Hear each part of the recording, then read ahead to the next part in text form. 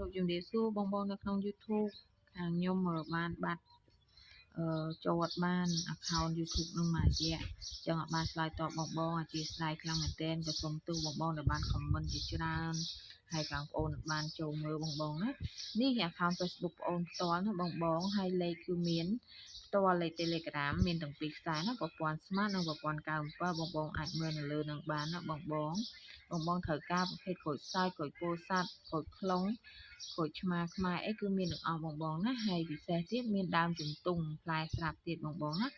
តម្លៃគឺមានតម្លៃដឹកជូននិងតម្លៃបងប្អូនអាចមកយកដល់ទីតាំងខ្ញុំផ្ទាល់បានទីតាំងខាងខ្ញុំគឺនៅក្រុងពោធិ៍សាត់បងប្អូនណាចេញពីក្រុងតែ10គីឡូទេបងប្អូននៅត្រូវការអាចទាក់ទងមកបានណាបោះចេញពីចំការផ្ទាល់តម្លៃសមរម្យបងប្អូនដឹកជញ្ជូនដល់ទីតាំងបងប្អូនទៀតបងអ្នកដាំ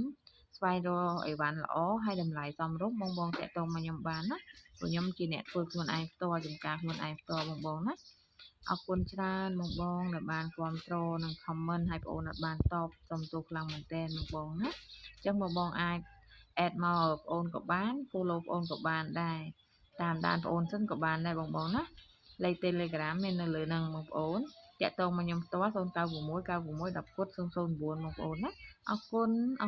បង